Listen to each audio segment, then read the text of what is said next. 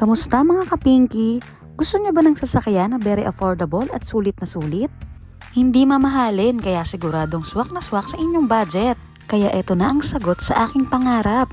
Everwagon Suzuki DA64W na kung tawagin nila ay minivan. So tara mga kapinky, samahan nyo akong itour ang aming bagong sasakyan.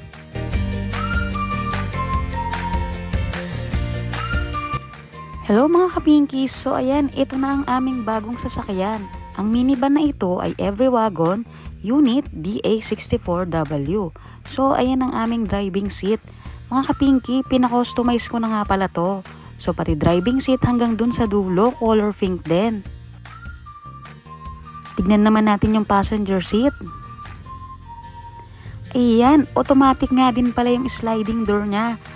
Hindi mo na kailangan maghila palabas, hila pabalik. Kaya nagustuhan ko din tong minivan na to. Kahit maliit siya sa labas, 8-seaters naman ang pwedeng umupo sa loob. So kayang-kaya nito hanggang 900 kilos ang sakay mo.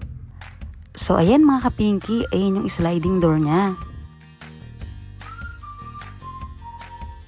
Wow! Tignan naman natin yung sa likod niya.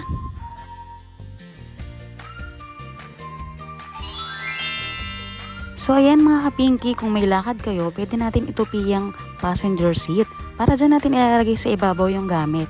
Pero kung marami naman kayo, pwede nating itaas para meron makaupo sa likod. Pwede din natin lagyan ng gamit yung ilalim ng upuan. O diba? Sulit na sulit mga kapinky, hindi lang pampamilya, pang barkada pa.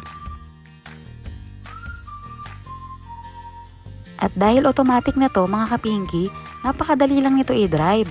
So dinala na nga pala namin to sa Tagaytay. At napakaganda talaga ng makina. Smooth na smooth ang aming takbo. 6-seaters pa ang sakay namin. Marami na nga pala nito sa lugar ng Cebu mga kapinky. Pero meron na din sa Cavite. Kaya sa Cavite na lang kami bumili para mas malapit sa amin. So kailangan kung bibili tayo nito, yung sigurado tayong maayos at garantisado. Katulad ng binilihan namin ito mga kapinky. So, price reveal na ba mga kapinky?